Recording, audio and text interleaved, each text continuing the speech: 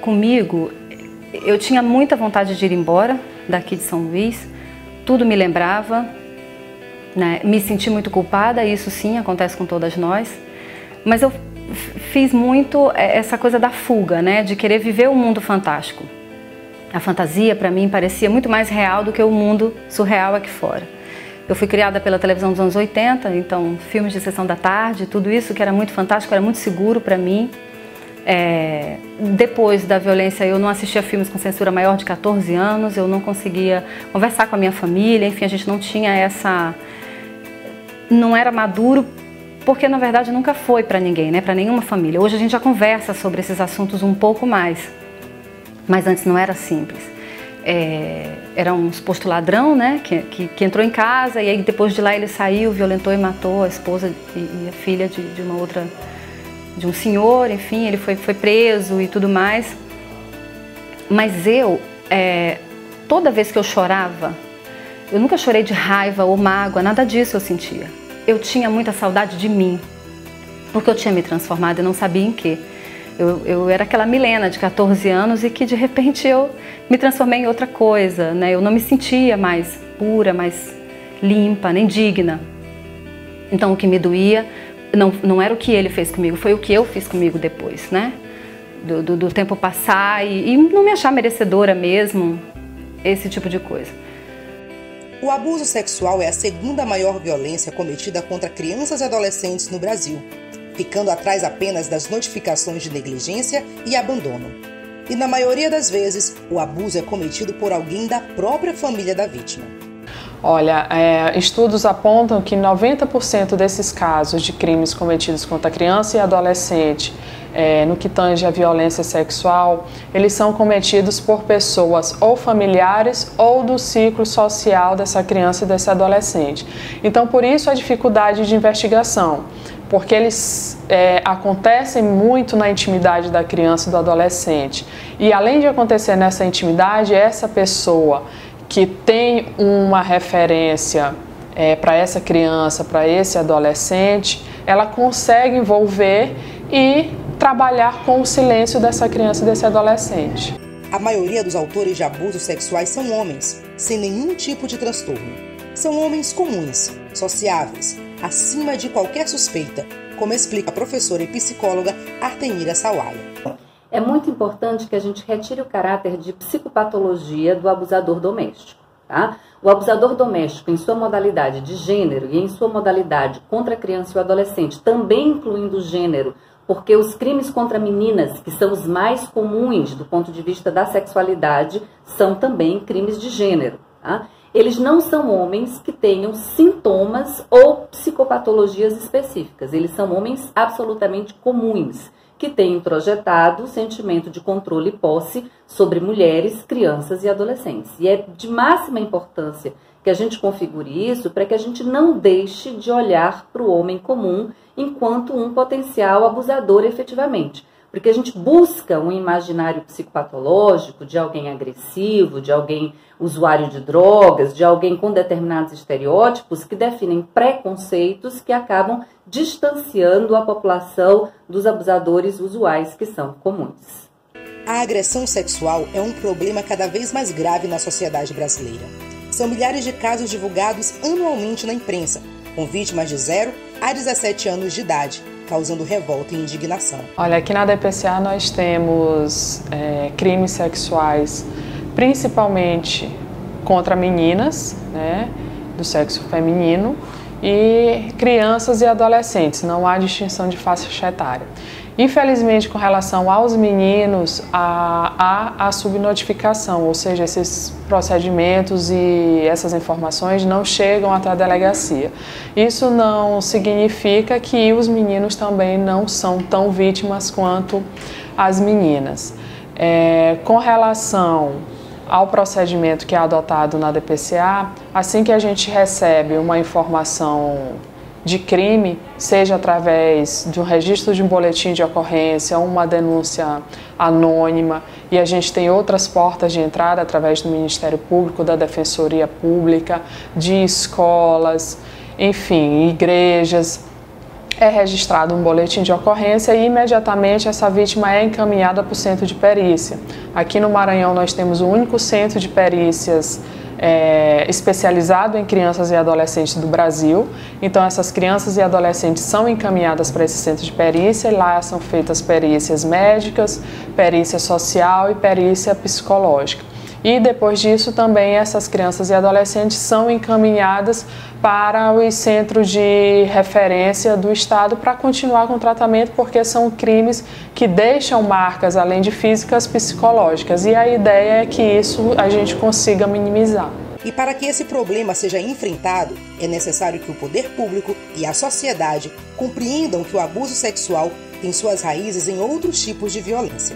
Essas violências acontecem de todas as ordens e elas não acontecem inicialmente em suas modalidades mais agudas, como no caso da violência sexual. Elas se iniciam por violências psicológicas, por ação e por omissão, inclusive tentando, seduzir a criança, retirar os limites da criança, retirar as obrigações da criança, tentando se aproximar e ganhar a confiança dessa criança ou desse adolescente. Mas, em geral, essas violências acontecem já no início da primeira infância ou início da segunda infância para se postergarem até a adolescência.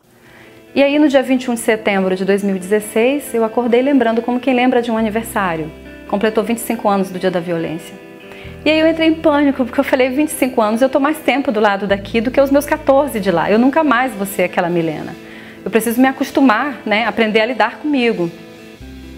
E aí realmente eu resolvi buscar ajuda, fiz psicanálise, claro, um atendimento é super importante, você ter ajuda médica, enfim. Decidi conversar com a minha família, porque a gente não falava, as coisas passava no jornal e aí ninguém troca de canal, ninguém fala, ninguém faz nada, não se mexe, como é que é? Então eu voltei para São Luís, encontrei com a minha família, meu pai, minha mãe, meus irmãos. Nada era como eu imaginava. Fui de novo na casa onde a gente morava, porque eu passei a vida desviando. E na minha lembrança a casa era enorme, a rua é pequena, enfim. Então foi muito bom. São Luís foi ficando mais agradável, menos assustador para mim.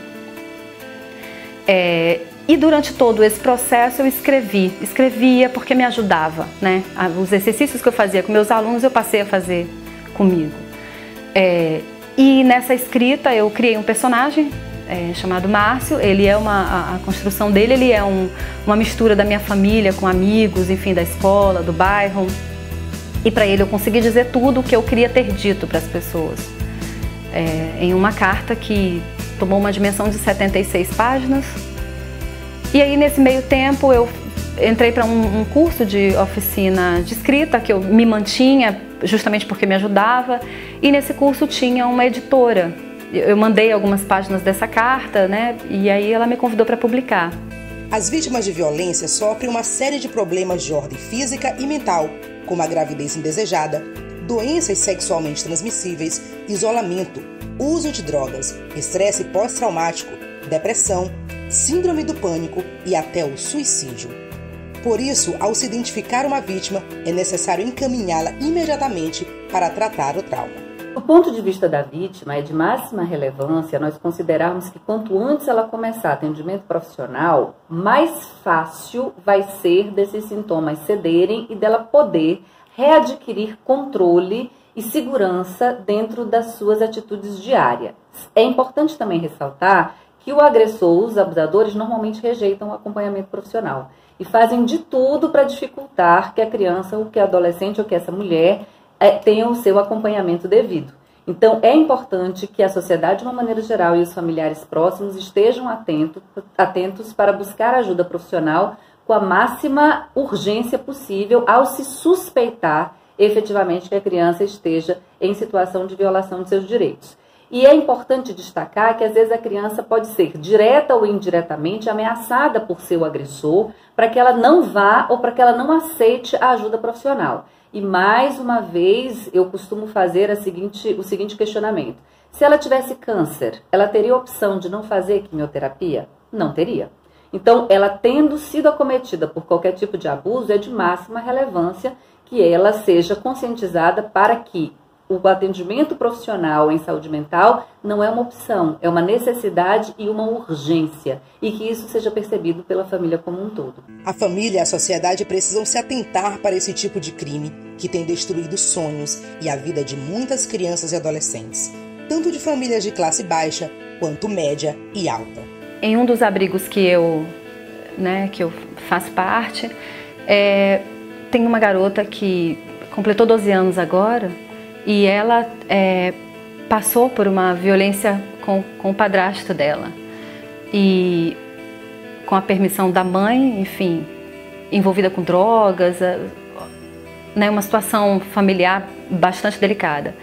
Nesse trabalho que eu faço, a gente lê o livro, a gente discute algumas coisas e faz exercícios. Eu levei 2 latinhas para cada menina. E uma latinha se chama O Monstrengo, onde nos nossos encontros a gente escreve, elas escrevem bilhetes para as pessoas que fizeram mal para elas, vamos dizer assim. Elas escrevem as lembranças tristes e na outra lata, que é a latinha do amor, elas escrevem lembranças boas. E me deixou muito chocada, porque na mesma medida que ela escreve para o Monstrengo a tristeza da mãe ter concordado, a tristeza do padrasto, na mesma medida ela escreve na latinha de amor quanta saudade ela tem deles, quanta saudade ela tem de casa. As lembranças mais bonitas ela tem com eles, porque foi a infância dela, é a história da vida dela. Isso é muito impressionante, né? E não é fácil de explicar. Mas está tudo bem também sentir isso, é normal sentir essas coisas. Eu, por exemplo, depois que eu fui violentada, o sentimento de imediato era nojo. Eu tinha nojo de todos os homens, dos meus tios, sei lá, dos meus primos todos. Mas depois eu dormi com tantos homens que eu nem lembro o nome, assim, porque eu achava que era o que eu merecia. Então é isso, são sentimentos que se você buscar ajuda, você consegue compreender que acontece mesmo. E com essa ajuda médica, enfim, você resolve, sabe? Você compreende, você assenta as coisas no coração e na cabeça.